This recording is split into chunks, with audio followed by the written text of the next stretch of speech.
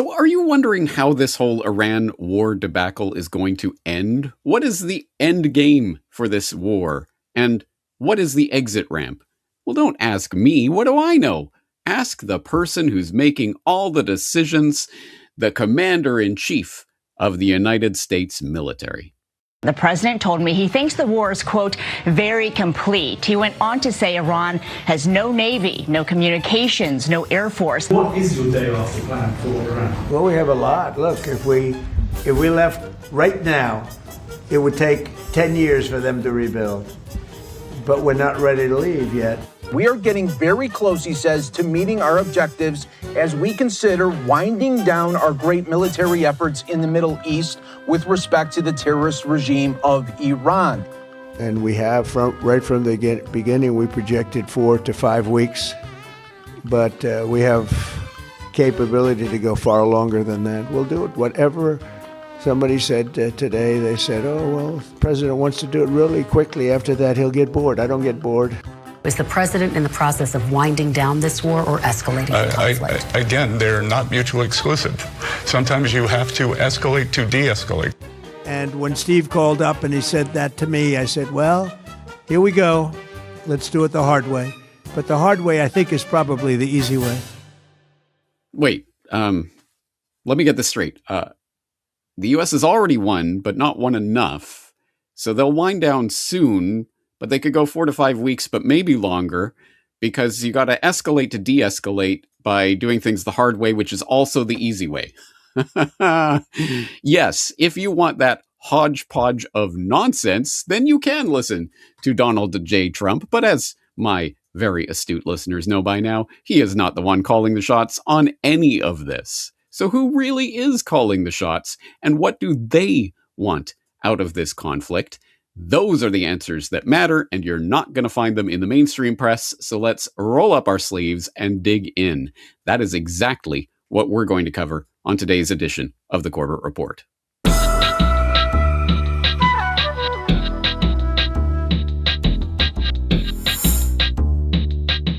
You're listening to the Corbett Report.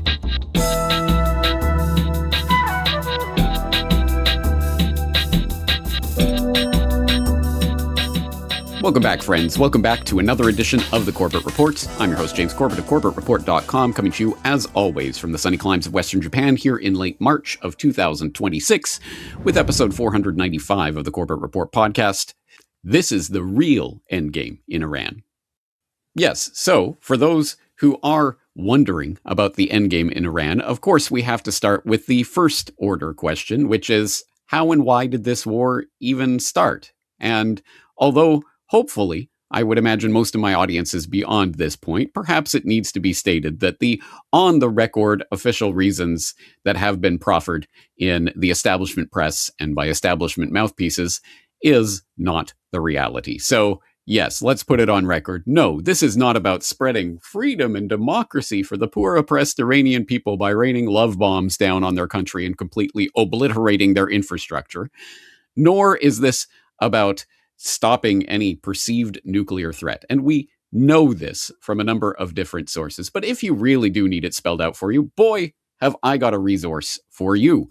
It is the latest edition of my editorial that appeared in this weekend's subscriber newsletter, which, of course, as with all of my subscriber newsletters, is available right now on CorbettReport.com. It is called Why Did U.S. Real Attack Iran? And it purports to answer that very question. So you can either get it directly from CorbettReport.com, or, of course, the editorial of my weekly subscriber newsletter is also posted to my Substack. So here it is. Why did U.S. Real attack Iran? And I start by talking about the very interesting phenomenon that we all know and that you have seen documented on Corbett Report for many, many years now, which is that there is always some perceived ginned-up war threat in order to corral the public into sending their sons and daughters off to die in some foreign land once again. So I go through some of those examples. The Spanish-American War had Remember the Maine. World War I had babies on bayonets. World War II had Pearl Harbor. Vietnam had the Gulf of Tonkin. Gulf War I had babies thrown from incubators. Gulf War II had weapons of mass destruction. Libya had a spontaneous people's uprising against Gaddafi's Viagra-fueled rape squads. Syria had madman Assad gassing his own people. But of course, every single one of these casus belli was a deception, a false flag, or a provoked incident, or a completely fictitious non-event designed to whip up the masses' lust for blood and desire for revenge. But in each and every one of these cases, the puppeteers of the American empire had to at least try to deceive the public in order to win their support for war in some faraway land. But what's the justification for the Iran war? Oh, right, we're freeing the Iranian people or something. Oh, wait, no, maybe there's a more obvious question. And as I go on to talk about in this article, of course, the official story is bunk. So what is the real story? We can take it from people like UK National Security Advisor Jonathan Powell, who was at the US-Iran talks in Geneva in February and who reported that he was surprised what the Iranians were putting down on the table, or U.S. Director of National Intelligence Tulsi Gabbard, who testified at a Senate Intelligence Committee hearing that Iran's nuclear enrichment program was obliterated last year. Remember that whole 12-day war thing where the White House literally put out a press release saying they obliterated Iran's nuclear program? So that no threat there. And of course, we've all seen Joe Kent, the former director of National Counterterrorism Center, resign his post, complaining that there was no imminent threat from Iran. So what was this really about? Well, we can take it from people like Joe Kent or Jonathan Powell, who have both testified that obviously there were Israeli pressures that were being put on the White House in order for this to take place. But we don't have to take it from that, or even from Stephen McIntyre, who people will remember, hopefully, if they've been following the climate story as I have, as Climate Audit, aka one of the people who completely deconstructed and eviscerated the Michael Mann hockey stick lie. Well, he's also eviscerating other lies, and he points out that the most definitive White House statement purporting to justify the Israel-US war on Iran was its March 2nd, 2026 statement titled "The Iranian Regime's Decades of Terrorism Against American Citizens." And if you follow that link to that post, you can see all of these examples of Iranian dastardly terrorism against U.S. Forces and sources over the course of the past few decades. But as it turns out, that entire document was plagiarized almost word for word from a June 19th, 2025 post by Zvi Khan, who works for was former AIPAC employee who works for a think tank, the FDD, which was founded, quote, to provide education to enhance Israel's image in North America. So there's a pro-war Zionist-funded think tank that was literally word for word behind that post. Again, you can take it from many different sources, but why don't we take it from the horse's mouth himself? Secretary of State Marco Rubio. Yes, the same Marco Rubio who, as again, Corbett reporters will be well positioned to know, was personally vetted by Larry Ellison during his 2015 presidential selection run. Well, that Marco Rubio came out and kind of said the quiet part out loud about who's really directing America's foreign policy. And so the president made the very wise decision. We knew that there was going to be an Israeli action. We knew that that would precipitate an attack against American forces. And we knew that if we didn't preemptively go after them before they launched those attacks, we would suffer higher casualties and perhaps even higher those killed. And then we would all be here answering questions about why we knew that and didn't act. Wait, okay, so let me get this straight. So Israel was going to attack Iran, and therefore Iran would have obviously retaliate against those attacks, and that retaliation would undoubtedly hit U.S. forces in the region. So the U.S. had to preemptively attack Iran to stop them from preemptively responding to the preemptive attack that hadn't taken place yet.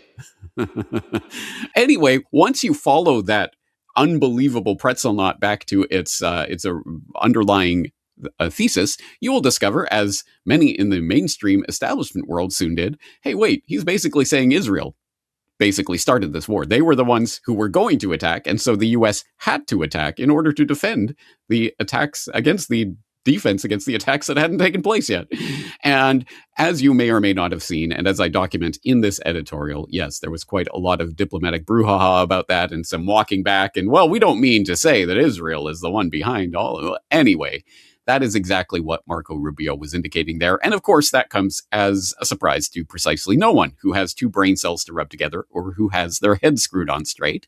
And that is precisely because, again, as I document at length in this editorial, This is not the first time Israel has floated the idea of regime change in Iran or fighting Iran to the last American, which is has been a key theme of warmongers like, unconvicted war criminal Benjamin Netanyahu for decades. In 1992, as a member of parliament, Netanyahu addresses the Knesset. He says, "Within 3 to 5 years, we can assume that Iran will become autonomous in its ability to develop and produce a nuclear bomb." 3 years later, in his book Fighting Terrorism, he repeats the same time frame, 3 to 5 years. This is a fragment of a 2009 US State Department cable released by WikiLeaks. Netanyahu tells members of Congress that Iran is 1 or 2 years away from being capable of developing nuclear weapons. They're online. It's 2012, and Netanyahu is holding up his infamous cartoon bomb at the UN General Assembly. By next spring, at most by next summer, at current enrichment rates, they will have finished the medium enrichment and move on to the final stage. From there, it's only a few months, possibly a few weeks, before they get enough enriched uranium for the first bomb. And now, 33 years after Netanyahu's first so-called imminent warning, Israel attacks Iran. And if not stopped, Iran could produce a nuclear weapon in a very short time. It could be a year, it could be within a few months, less than a year. Right. So if we listen to Bibi, well, the world has been under threat of nuclear annihilation by the Iranians for decades now. They are always and have always been just weeks or months away from their building their nuclear device that they're definitely going to rain down on your head.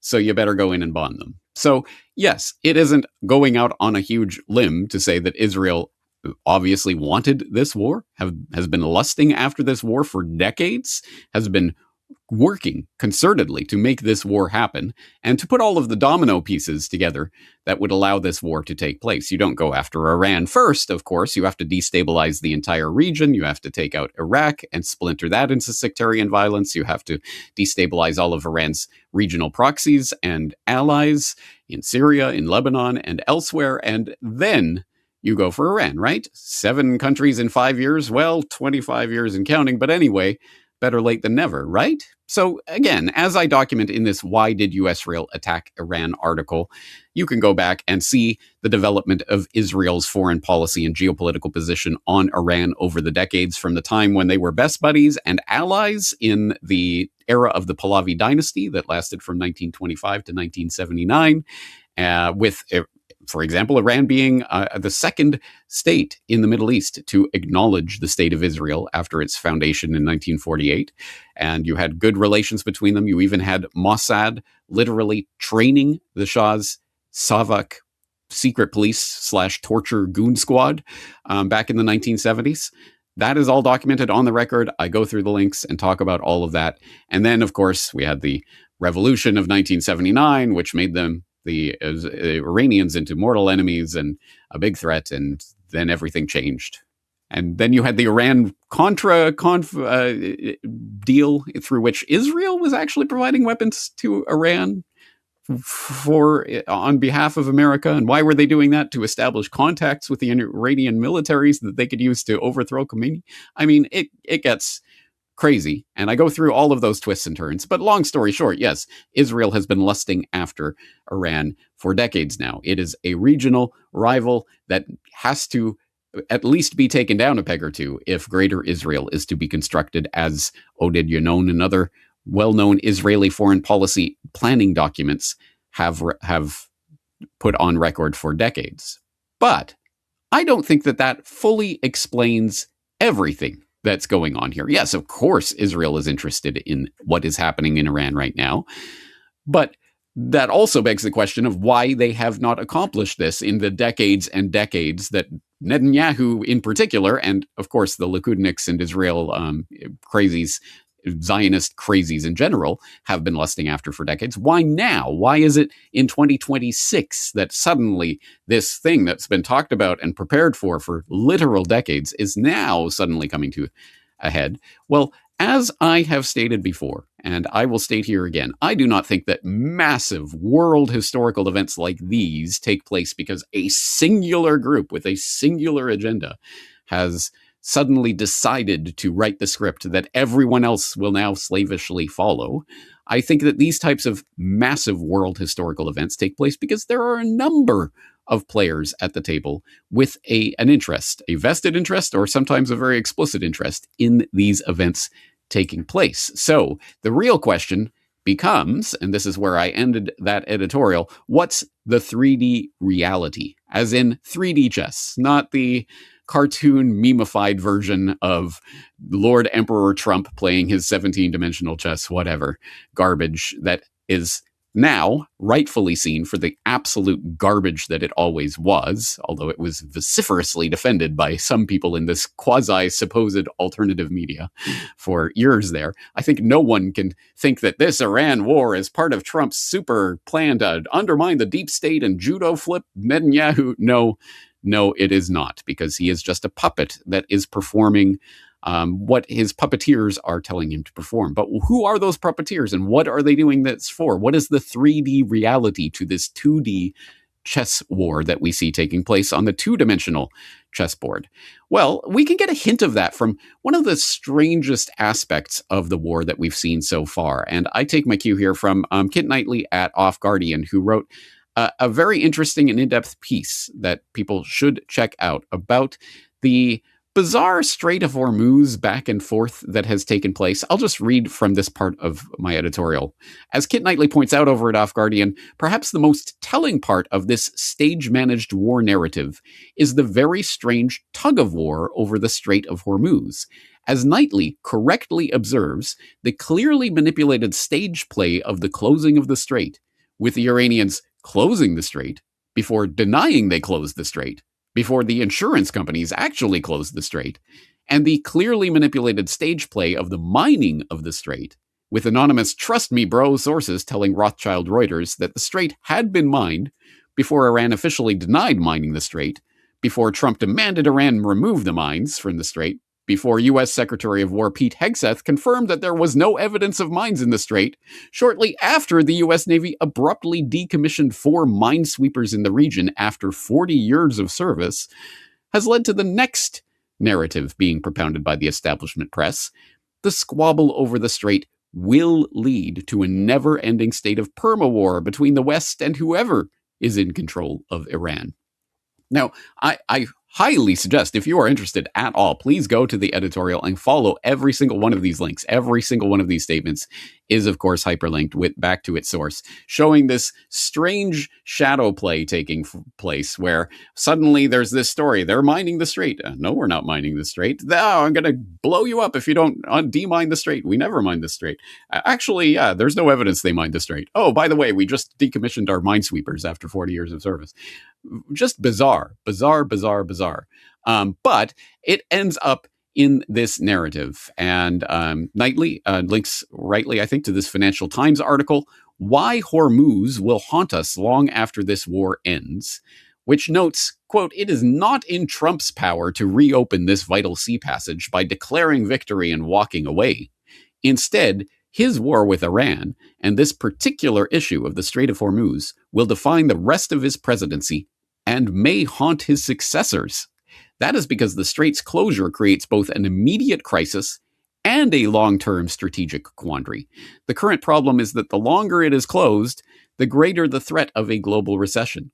The future dilemma is that Iran now knows that control of the Strait of Hormuz gives it a stranglehold over the world economy.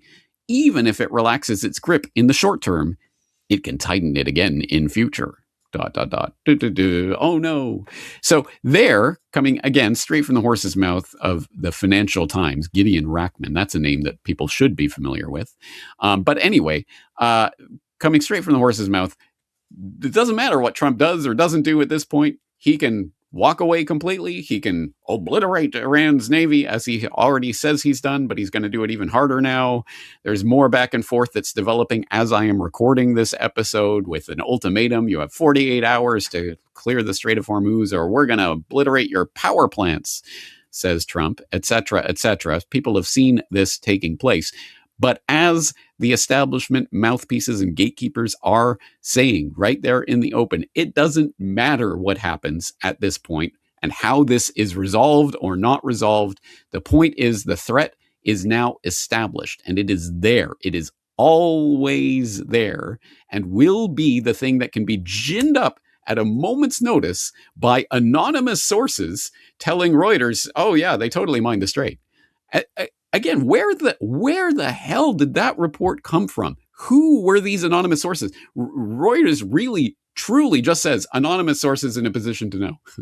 That could be literally anyone from anywhere, right? But they don't have to tell us because they're protecting their sources. Okay, great. So we have this completely totally fabricated information from nowhere by no one that just appears in the press and then dominates the headlines, that then completely reconfigures the entire calculus about the war and what's happening and what the strategic choke point is, and brings the world to the state of warfare. Because of course, what happens with the Strait of Hormuz is and has been the choke point that makes this not just some regional squabble for dominance between Israel and Iran, but a global threat. And that is the thing that can be, again, drawn out of the hat at any time by anonymous sources speaking off the record to whatever establishment mouthpieces want to publish it whenever they want to publish it. This is the real ultimatum that is taking place right now. It is not an ultimatum from Trump to Iran, you better clear the Strait. It's an ultimatum from the deep state, the people who are really handling this, to Trump and whoever else succeeds him in the Oval Office, that you are going to be beholden to whatever narrative we create about the Strait of Hormuz at any time we create it. So I think there's a deeper level of what's going on here that is not being managed by Trump. It is not even being managed by Netanyahu. There are forces above these players. And that brings with it some of the strange parts of this story that, again, some of them obvious, some of them much less obvious as to who is really benefiting from what is happening with the Iran war. Of course, the base level of this analysis would be the obvious one. The follow the money, who benefits? Well, obviously, as always, when it comes to warfare, the military-industrial complex benefits. They cash in, they laugh all the way to the banks that they own. And here we go. So, for example, we saw this float through the news wires a few days ago from antiwar.com. Department of War seeks $200 billion more to fund Iran war. Because yes, on top of expanding and ballooning the U.S. military budget to its largest ever in history, the Trump administration, the Peace Prize administration, right, is now asking for even more money for this war that they've already won, but not won enough. And $200 billion. But don't worry, guys, they have to seek $200 billion. They're asking, please, Congress, will you approve this? Oh, wait, they don't have to ask anything. U.S. removes sanction. Oh, sorry, that's the wrong one.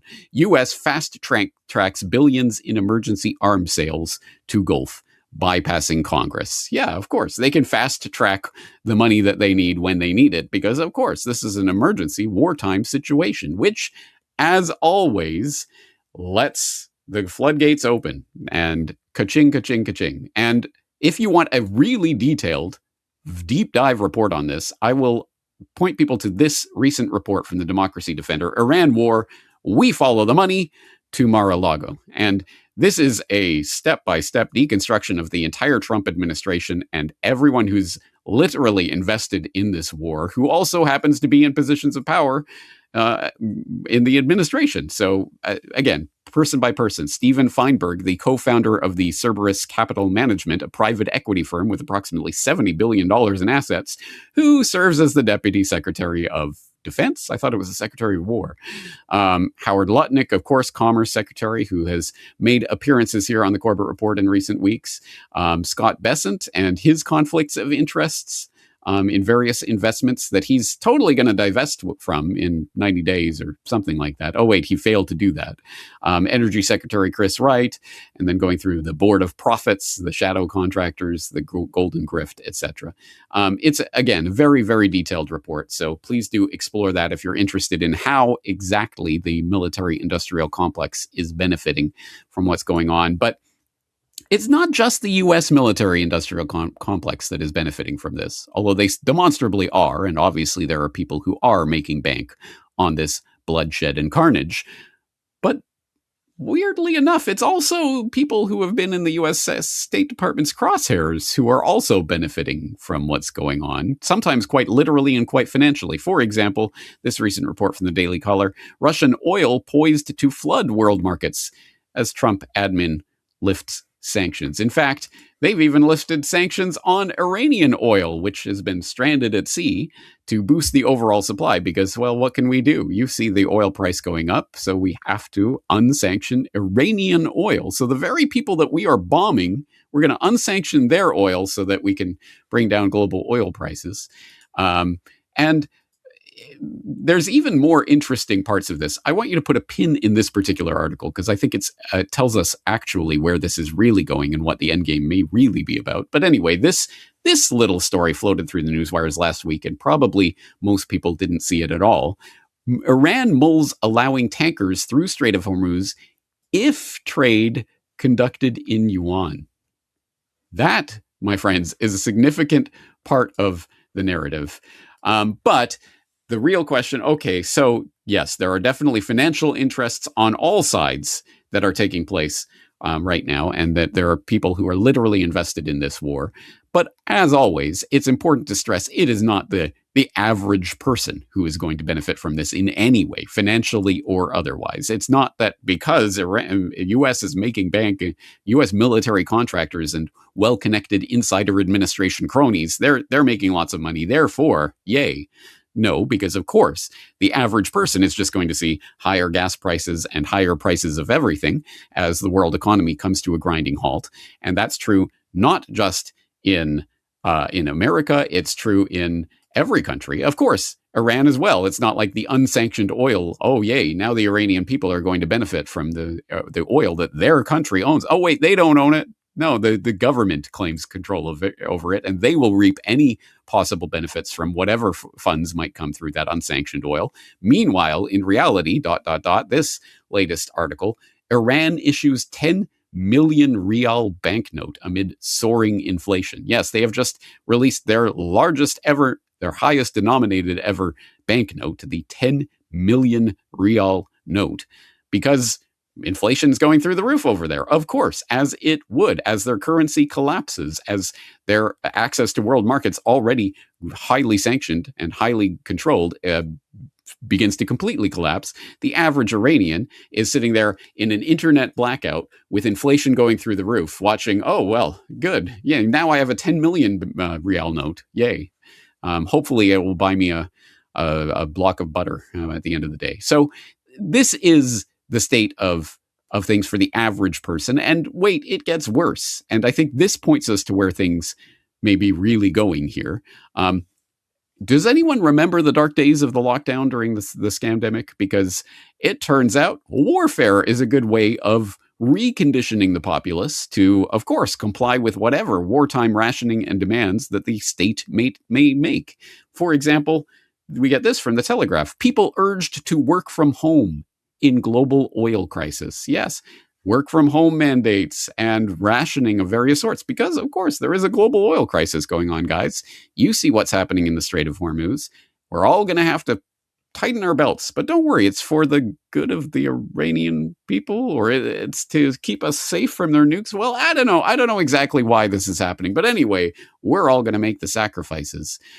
If I didn't know better, and I do, but if I didn't know better, I'd say, I think there's something more going on here. There's some sort of, great reset agenda, a build back better agenda, a new world order, a newer, friendlier world order that is being erected from the ashes of this smoking crater hole left by the Iran war.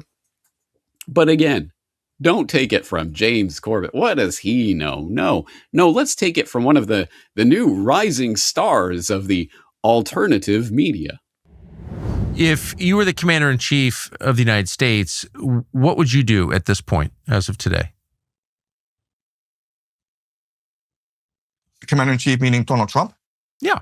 You get to make the decisions. What does America do next if it's acting in its own interest, if it's trying to preserve its power and wealth at this point? What does it do?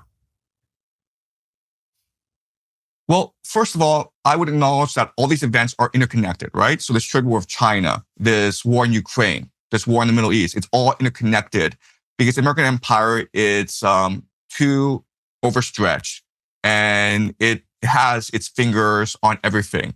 And so it allows its enemies to provoke it into these never-ending wars.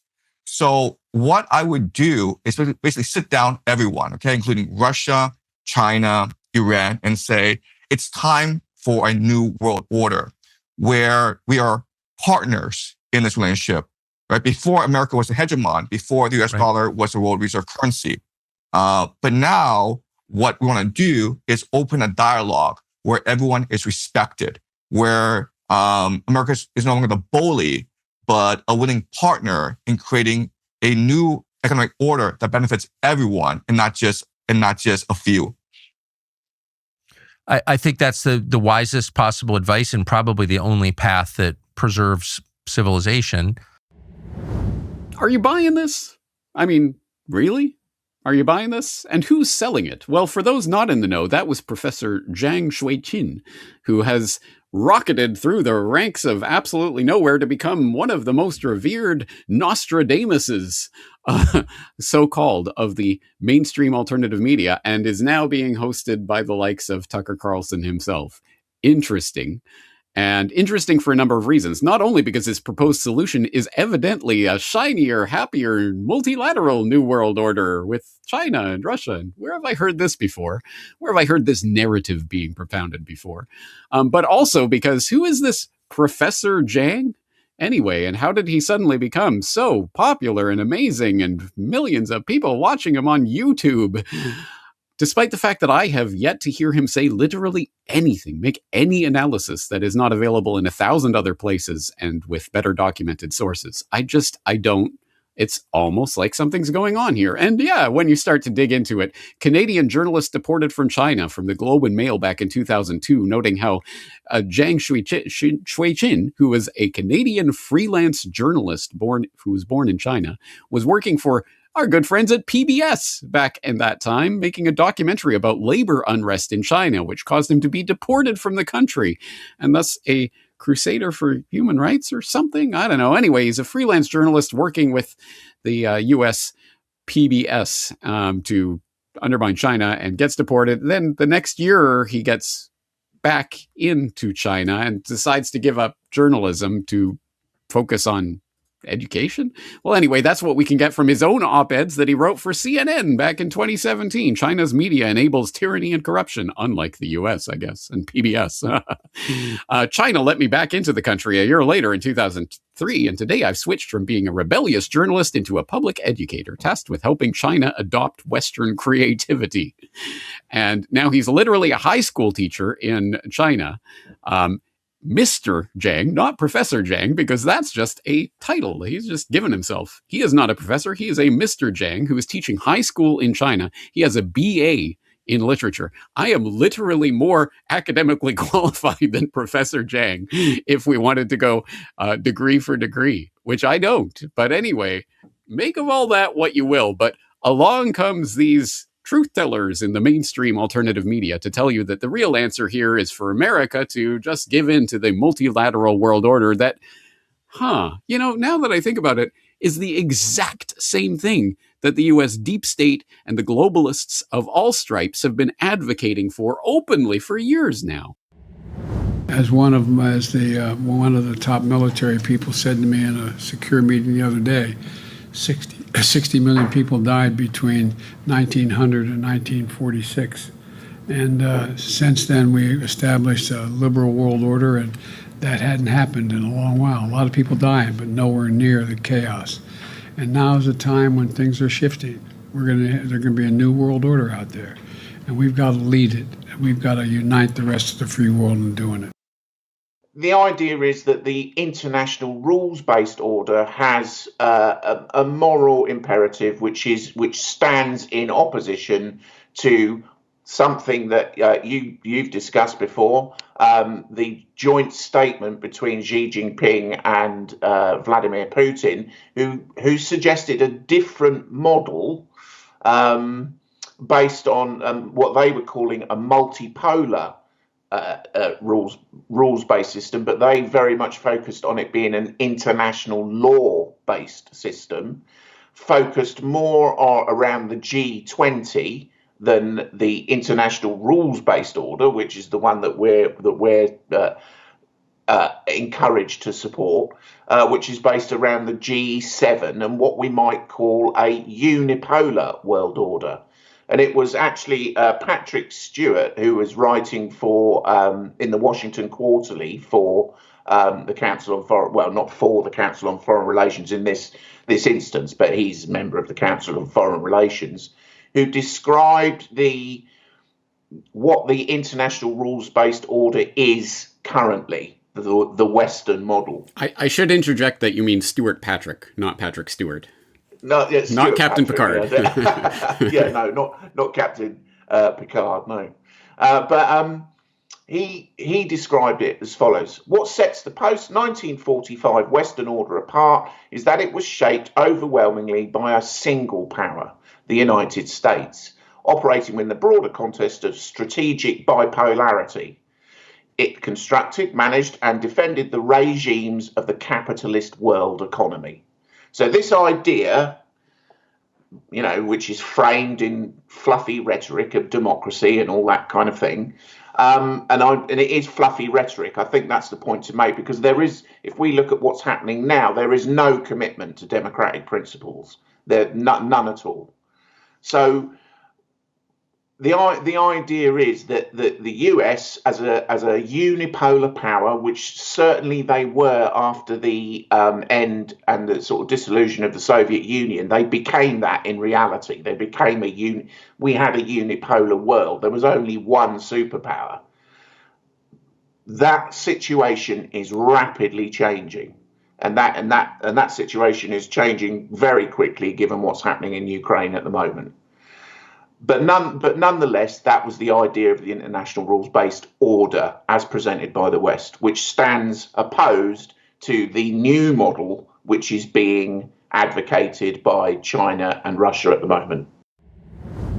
In case you missed it at the time, that was a clip from my 2022 interview with researcher Ian Davis, frequent Corbett Report guest, friend of the show. You will recognize from his many previous appearances on the Corbett Report. That one specifically was entitled Ian Davis on the New World Order and How to Oppose It, in which we were talking about what was very au courant in diplomatic circles at that time, which were various statements by Biden and other deep state stooges about the need for the creation of a new multipolar world order, and how this international rules-based order has been advocated on both sides of the phony, ginned-up West versus BRICS conflict for years and years now. And there's plenty of evidence in that conversation, in the article that Ian Davis penned that we were talking about, in the various sources he was citing, Stuart Patrick, and others, not Patrick Stewart, etc. So there's a lot of information there for people who are just getting caught up on reality. So there you go, Professor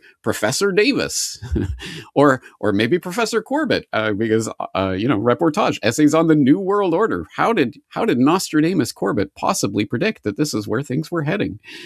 Anyway, yes, let's and this information that's coming now from the mainstream alternative media that, yes, the end game for an Iran war conflict is the creation of a new international rules-based order. Yes, that's true. I don't think that's a good thing because of everything that it entails. And we start to see that when we start to see the oil prices skyrocketing is going to create these rationing measures, etc. And one does not have to have a great deal of imagination to understand how these financial pressures are going to be used as leverage to advance every single one of the agenda items that we know is on board for digital ID and biometrics and all of the other apparatus of the biosecurity state that is now being transitioned into the war security state. You know that narrative is coming. But let's look at a very specific example, something we can put our finger on, of who is behind what is happening and why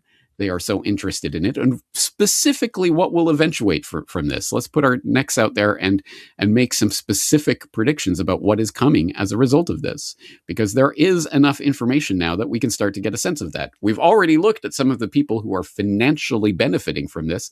Surprise, surprise, guess what? The Iran war is also a bankster war, like every war is, because their financial and monetary incentives are there. But very specifically, when we're following the money on the Iran war trail, let's not just end at the usual military-industrial complex grifters making bank from their blood money. No. It doesn't end there. In fact, what we are looking at is following the money all the way into a new monetary order, because that is on the table. And let's look at in more detail at that article that I read the headline of earlier. Iran mulls allowing tankers through Strait of Hormuz if trade conducted in yuan. What on earth is this about? Iran is considering allowing a limited number of oil tankers to pass through the Strait of Hormuz on the condition that the oil cargo is traded in Chinese yuan. A senior Iranian official told CNN that Tehran is working on a new plan to manage tanker traffic through the strategic waterway on Iran's southern coast. Now, of course, this article is a week old. Things have moved on since then. We now have this new ultimatum that's happening as I'm recording this podcast, etc. So the ongoing brouhaha in the strait is not settled yet. But as we see, it is the open festering wound that can be, the Band-Aid can be ripped off at any time, no matter how they cover it over. And the floating of the idea that only yuan-denominated oil will pass through is extremely important because, as people know, maybe you've heard about it before, the petro-yuan is a thing, or a thing that China has been trying to bring into reality for years and has had some limited success on that. If you do not know about that, just type petro-yuan into the Corbett Report search engine, and you will find articles that I've had on that very subject over the years talking about that. But if you don't know what the petro-yuan is, well, how about we start at basics? The petrodollar. Again, this is something that I've talked about before, but the long story short is that in the 1970s, as Nixon was closing the gold window and people around the world were discovering that the US dollar was no longer backed up by gold, well, what's it backed up by? Of course, Kissinger, acting as a proxy for Rockefeller behind the scenes, was scrambling to put together a diplomatic coup, monetary/military coup of sorts in the Middle East, specifically the construction of the petrodollar. And for people who don't know, this is an informal agreement. It was not a formal agreement. It did not suddenly end because it expired, as was fake news, false news reported a couple of years ago, something that I covered in the Fake News Awards recently.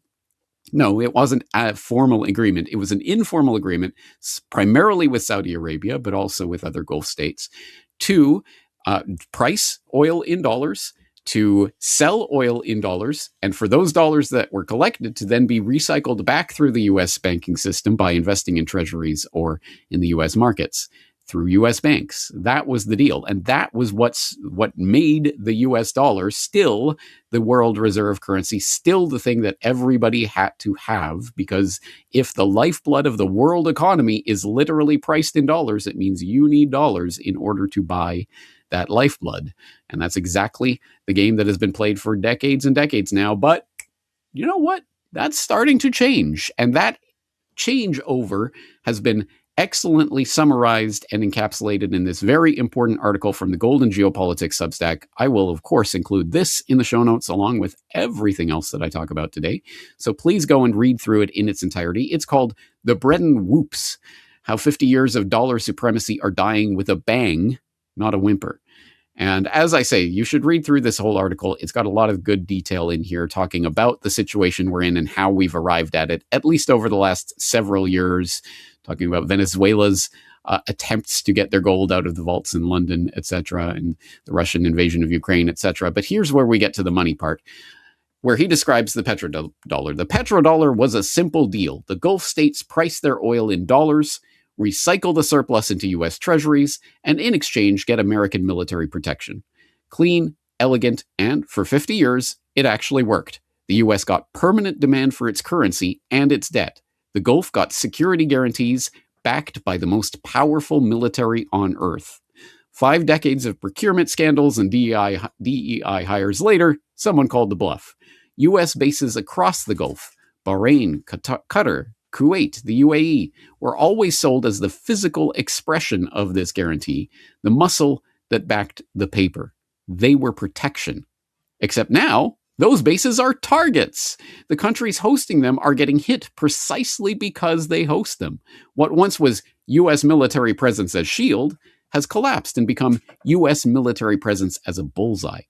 Medvedev put it with the particular relish of someone who has been waiting years to say it. And here he quotes the Medvedev tweet. The Gulf Arab countries let American bases onto their territory. Naively, they expected protection from them. Like hell. The U.S. just uses them while protecting only one country. Think long and hard about whether you really need U.S. bases. They're not protection. They're a threat. So you are starting to see what is happening here, what is truly unfolding in this situation. Yes, war and all of the things that come along with it, but very specifically, the people who are being retaliated against by Iran right now are the people who are hosting the U.S. military bases, which threatens to undermine the entire basis of the petrodollar system. The entire guarantee was a security guarantee, which has now just become a security liability. So why are we pricing our oil in dollars again? I wonder if there's another way to do it. Oh, if we price it in yuan, maybe we can sail straight through the Strait of Hormuz. Interesting. What an interesting trap that has been set and sprung. And later on in this Substack, he goes on to write, about $9.2 trillion in U.S. Treasuries rolled over in fiscal 2025, roughly a third of all outstanding federal debt. And the 2026 refinancing wave is already building. Annual interest payments on the federal debt have crossed $1 trillion for the first time. The Treasury is buying back its own debt in tranches to keep the market from seizing up. But the 10-year yield keeps moving higher regardless. The petrodollar recycling loop was one of the structural forces keeping Treasury auctions clearing. When Gulf sovereigns stop buying or start selling, somebody else has to absorb that supply at higher rates, which makes the interest burden worse, which makes the deficit worse, which requires more issuance. The spiral is not complicated. And underneath all of this sits a deeper shift that doesn't get enough attention. The world is migrating from a currency-based monetary order to a collateral-based one. For decades, treasuries were the global safe asset, the thing you held when you didn't know what else to hold. That status is eroding. What's replacing it are commodities, physical stuff, things you can actually use, which is, not coincidentally, exactly what the GCC is sitting on, and exactly what the US has just demonstrated it cannot protect. And it goes on to make the point, for example, of course, this is what we've seen as investors are selling off stocks as private credit fears mount. We're also seeing, of course, gold skyrocketing as one of the safe haven assets, or that has shown that it is, again, the thing that people will eventually turn to when they realize that the paper promises of U.S. treasuries are not worth the paper they're printed on.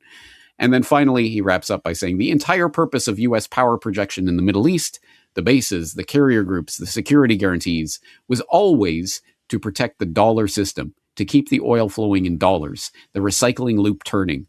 Not out of the goodness of its heart, it allowed the U.S. to run deficits indefinitely, export inflation to the rest of the world, and borrow at rates no other debtor could even ever dream of.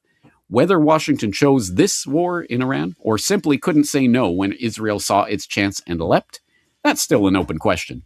What isn't open is the result. The Gulf states are under attack because they host U.S. bases. End quote. So, again, please do go read through this entire article. It is important, but it shows something very important that is developing here. This is the intertwined concept that in times of great warfare, geopolitical instability, world warfare, we see monetary paradigm shifts from the gold standard that was being propped up by the UK banking system, the British banking system in the early 1900s, shifting over after World War I through the period of great instability of the Depression and everything that came along with that, to the founding of the new monetary economic order in Bretton Woods and towards the tail end of World War II that has propped up the system as we know it and has made the U.S. unipower, at this point, empire into the greatest world empire that has ever existed on the face of the planet. That has been done specifically on the back of a number of monetary inventions, including most recently the petrodollar system, which we are seeing starting to crumble before our very eyes. This is significant. And this is how the people who are really controlling this, pulling the strings, not just of Trump, but of Netanyahu as well, and all of the players at the table, Iran and Russia and China, all of them are pulled on the monetary level. And if you can affect a changeover in the monetary paradigm itself, there's your new world order. It falls out as a result of a new monetary order that is coming into view, and a monetary order that may be commodity-based for some time as needed, at least to secure the reserves as the handover and changeover occurs. Will it be a petro-yuan world reserve? Well, that's certainly much up in the air, but you can bet your bottom dollar that it is going to be some form of digital currency tied to digital ID, and everything else that we know is part of this agenda.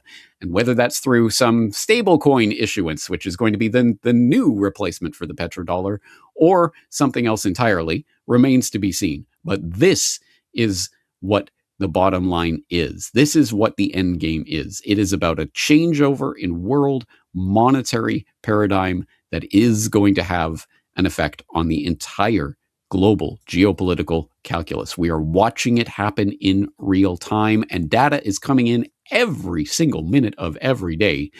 It's more than any one person, even myself, can handle. So I need your help in keeping track of this data and finding out all of the little pieces of the cookie crumb trail that is leading us into this new world order that some people seem to be so excited about. On that note, I'm going to call on Corbett Report members, as always.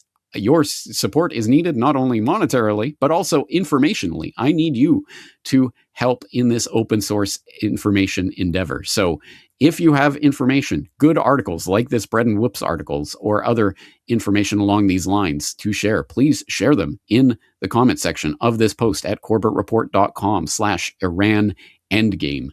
Your support is incredibly important to this open source educational endeavor, and I'm going to keep doing it, Professor Corbett or not. I'm going to keep doing it. So I hope you will be here with me as I continue exploring this incredibly important world historical event. That's going to do it for today's exploration. I am James Corbett of CorbettReport.com, once again inviting you to take a look at the entire hyperlink transcript, all of the sources, and follow the open source investigation in the comments thread at CorbettReport.com/Iran Endgame. But that's going to do it for today. James Corbett, CorbettReport.com. The Corbett Report is 100% listener supported. Join the Corbett Report community to become a member, and log into CorbettReport.com to read the subscriber newsletter, featuring my weekly editorial, recommended reading and viewing, discounts on Corbett Report merchandise, and, once a month, a subscriber-exclusive video. Sign up today at CorbettReport.com/members and help support this independent media.